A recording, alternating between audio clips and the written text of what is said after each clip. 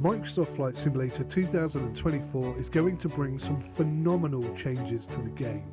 But before we even get to see it, there are 3 super hot incoming mods that can and will totally transform your existing Microsoft Flight Simulator experience to become even more realistic and even more immersive than perhaps you thought possible. If I tickle your fancy with any of these 3 mods, then please hit that like button and leave me a comment in the comment section below. Thank you, let's get started.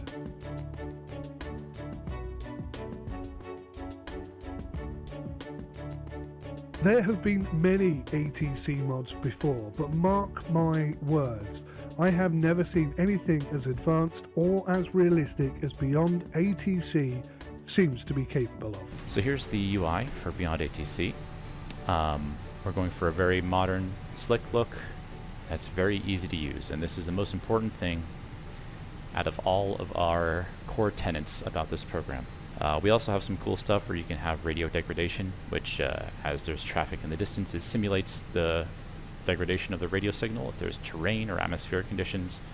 So we have a couple of options here. We have the auto respond, which will automatically respond to any requests or actions that we get. It's basically the co-pilot talking for you. We're not going to use that today because I'm going to be doing all the talking. And then we have the auto-tune radio, which is when we get handed off to another frequency, it'll automatically change it for you so you don't have to go down to the radio stack and do it yourself. So the tool that they use at real airports to generate their ATIS is some text-to-speech program from the 1980s. Vancouver International Airport Information 𝐶𝐂𝐳 23000, wind 300 at 15, visibility 30. Clouds at 5500. So excited about that. So I know our tagline is that we don't sound like robots, but of course in this single instance we absolutely sound like a robot because that's what it sounds like in the real world. Alright, so I'll go ahead and call this in, and we'll get a couple things wrong here or there just to show you how it handles if you read back something incorrectly. But the most important thing here is that you can talk to it like a pilot. You can use radio shorthand, so 125.3 is 25.3. You can speak to it fluently or change things around or move the structure however you want, and it will still understand you. So that's the power of AI. Gone is the days of having to say the exact thing in the exact right order, and if it doesn't understand a single word, it completely fails the whole thing. Alright, so let's go ahead and grab that IFR. Air Canada 8172, request IFR clearance to Seattle with information Sierra. Air Canada 8172, Vancouver delivery. Cleared to Seattle Tacoma International. Radar vectors Roche. Then as filed. Maintain 6000. Expect flight level 21010 minutes after departure. Squawk 4761.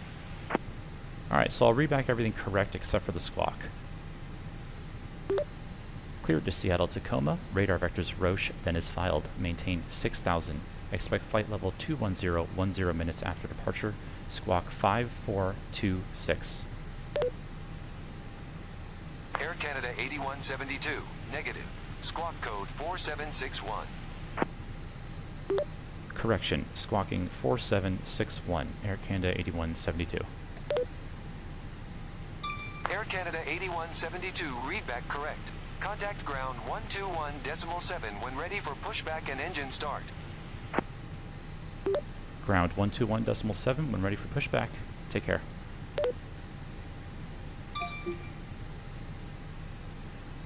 And now it went ahead and switched us automatically, so let's go ahead and get ready for pushback and we can get going. Zeta Ram 134 via Bravo, Echo, Hotel, Delta, Alpha, 1, 2, Foxtrot, WestJet 1723.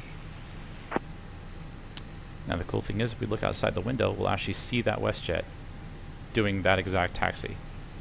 Vancouver ground, Air Canada 8172, request pushback and engine start. Air Canada 8172, Vancouver ground. Pushback approved. Face southeast. Pushback approved. Face southeast. 8172. Air Canada 8172, request taxi runway 26 left. Air Canada 8172, runway 26 left taxi via Golf, Bravo, Echo, Delta, Delta Niner. Air Canada 8172, ready to go, runway 26 left. Air Canada 8172, we are 300 at 15. Turn to heading 160, runway 26 left, cleared for takeoff. Turn to heading 160, runway 26 left, cleared for takeoff, 8172. Stabilize, takeoff power set.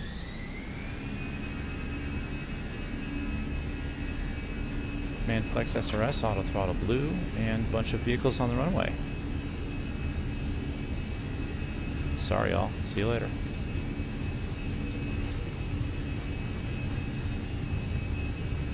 $100 knots.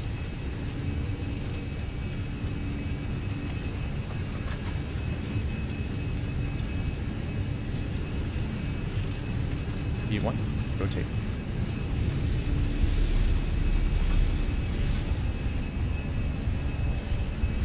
Positive rate, gear up.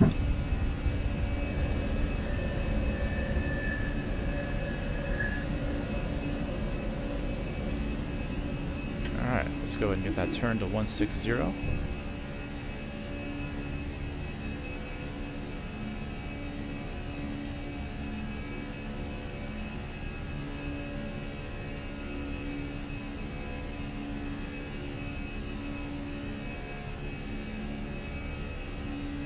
There's our lever climb. Packs on. Disable the spoilers.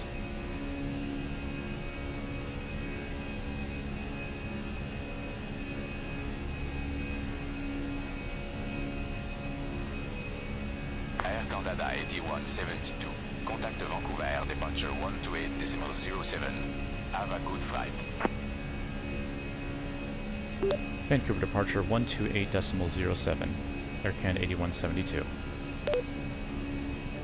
I'm still awaiting confirmation of a official release date, but I urge you to jump onto their Discord and make sure that you are waiting in line for the launch of this incredible product. I'll be making an in-depth review as soon as I get my hands on this one, so stay tuned for that. A2A Comanche with AccuSim. This is nothing, and I do mean nothing, like any other third-party airplane add-on that you have bought. The immersion games that you will receive from the AccuSim software is going to make you feel like you have bought, own, and now have to look after and maintain your very own real-life airplane. Now this is a cold-soaked engine. We just gave it 9 shots of primer, and I pulled up our engine analyzer that allows you to look inside the engine.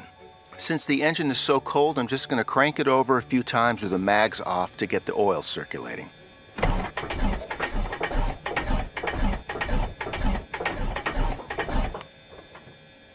I just want to demonstrate how the cold affects how this engine runs. Here we go. Crack the throttle.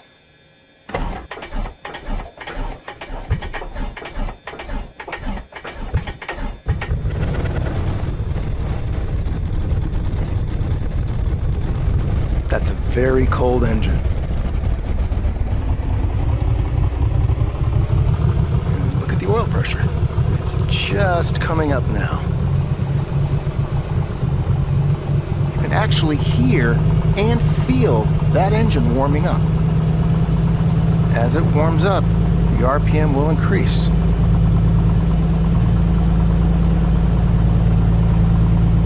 Oh, look how high that oil pressure is at a relatively low RPM. It's because the oil is just so thick. The pump is really working hard to move the oil. Now, we do have a weak cylinder. Just listen carefully. If you're ever in doubt, a good way to test your aircraft engine is bring the idle way down. You can see and hear that cylinder misfiring.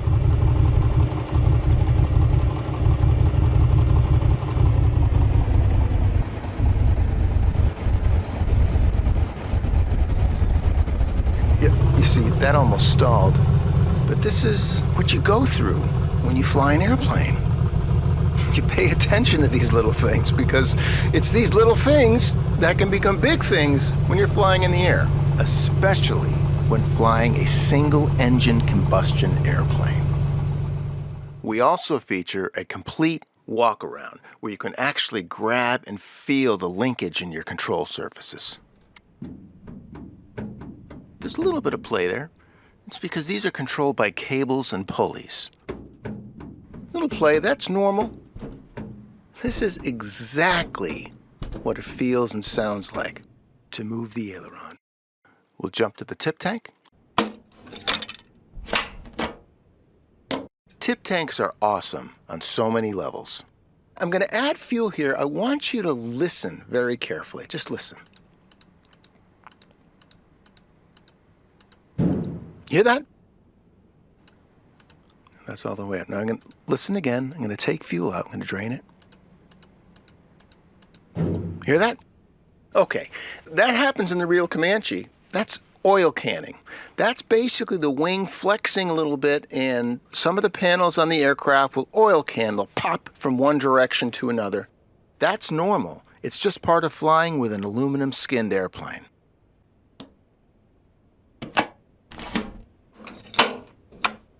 Okay, so we'll go underneath.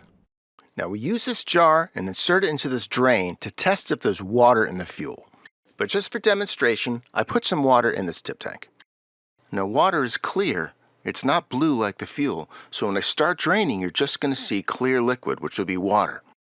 And once all the water is out, you'll then see fuel start coming into the jar, which will appear on top. Okay, see? That's water, right? Now watch. Keep draining. There we go. See it? Water, fuel. Let's drain that. Just make sure. Good. We'll jump ahead and show you a tie down. Master artist 𝗦𝘂𝗯𝘀𝗶𝗯𝗲 made these knots, real knots, and you can hear the sound that's actually pulling it through the Comanche loop. This is where we can chalk it up. And this is how we check our oil. There is a lot to know about what oil color actually is. Oil can go from very black to almost invisible and everything in between. We have a tutorial that explains what oil color actually is and why it's so important. And once you understand it, I promise you'll be changing that oil when it's black. The feeling of this thing when you do it, it's very unique. It's actually it's what I would expect flying in real life, and it's quite remarkable when you kind of experience that in a sim, because you're like, hey, that's pretty much exactly what happens. It's great to see. Things break, things wear out. Oil goes bad, water gets into fuel. I mean, you've managed to bring all of that into this as well. I mean, it's quite staggering. Let me demonstrate why we simulate all these internal components of the engine. Let me show you an engine start.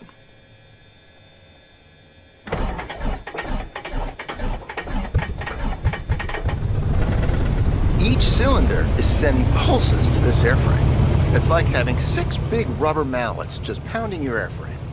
Let me demonstrate 3 engine starts back to back. Same aircraft, same conditions.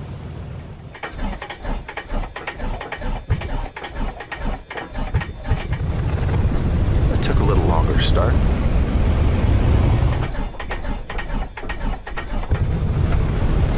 Started right up.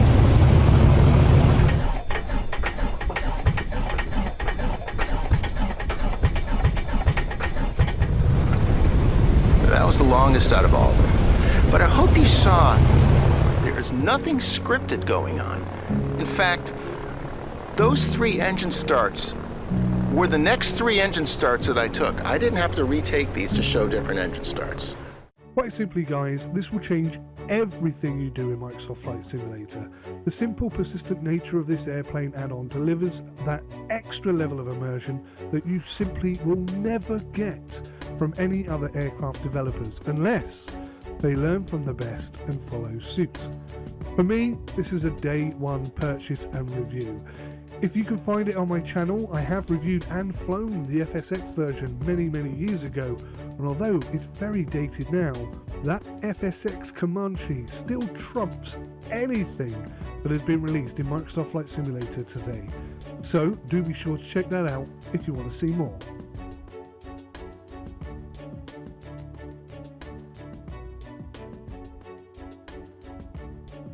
For those of you who enjoy flying airliners in a realistic manner, self-loading cargo, also known as SLC, is possibly one of the most exciting add-ons I think I've ever seen. In this video we'll be showing you the new voice interactions. Now the voice allows you to basically interact with the ground crew, which is new in this version, and also the senior flight attendant of the aircraft via the intercom system. Because we're in Ireland, you would expect the ground crew to have an Irish accent, and that's exactly what you will find. There are sort of different regions that come with the default sound pack. For instance, if you land in Innsbruck, the ground handler will have an Austrian accent, and it just helps create that little bit extra immersion when the ground crew are talking to you. Start flight, and I'll middle click.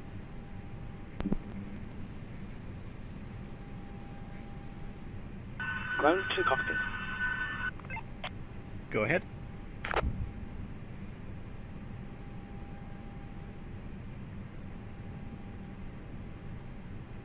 Hello, Captain. Microphone check, please. Mic check is 5 out of 5. Mic check is 5 out of 5. Okay, Captain. Radio check is good. We'll contact you again once we're ready to start loading. Roger.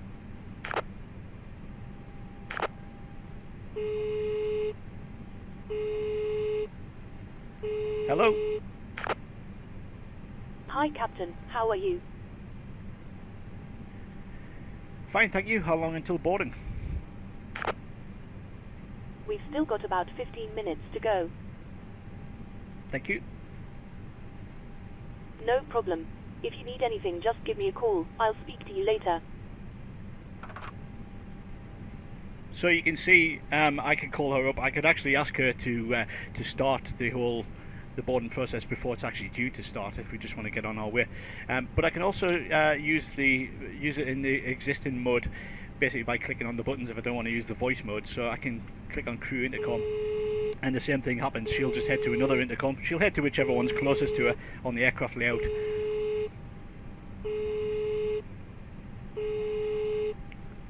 And I can just tell her to start the boarding process. Hi, Captain. I'll switch to... I can actually... I can hover over the buttons to get the voice commands for each one. So you can see there's two commands there. How long till we start boarding, or how long until boarding. Or I can say, ready to begin boarding, or we are ready to begin boarding, anything like that. Basically, you can say the caption of the button in order to interact, or you can try to sort of guess what the phrase would be. It's got a little bit of intelligence in there to try to pick up various variations. So now I might start, in fact I'll ask her via the button how long until boarding, and you'll hear the digital voice of the pilot instead of my voice. So if I click on the button manually instead of using my voice. Hi, we were just wondering how long it'll be until boarding starts. We should be boarding within the next 5 to 10 minutes. Thanks. And click thank you. But I can also automate it. I can call her back up.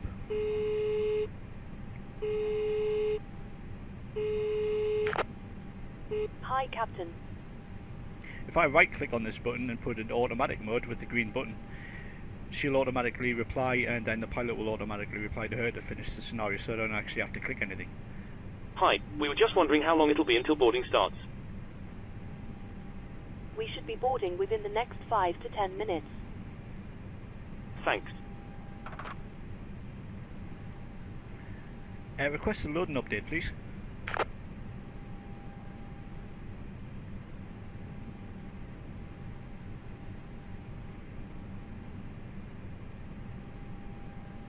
Sorry, Captain. We've still got a long while to go yet. Maybe half an hour. We will do our best to speed things up though. Roger. So he's just basically told us that it's going to be about half an hour. Worst case, really.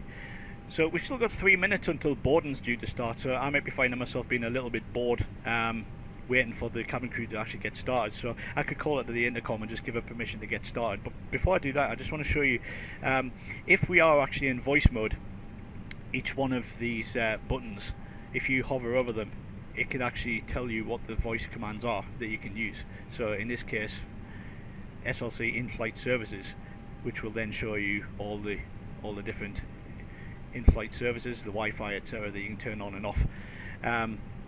Similarly for the doors, open door 0, close door 0. We're not in voice mode at the moment. SLC intercom.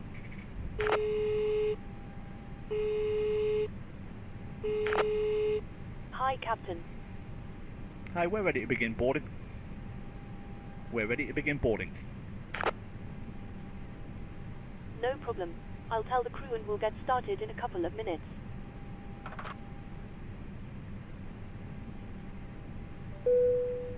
Cabin crew, prepare to start boarding. So you can see she's sort of going away now. She's assigned to a door which she's going to open to allow the passengers to come on board. She's turned on the cabin music, ready for boarding, and as soon as she's opened the door, the passengers will start coming on. And now that the passengers are coming on board, you can see the PA system is green. There are options available to broadcast plane wide rather than using the intercom.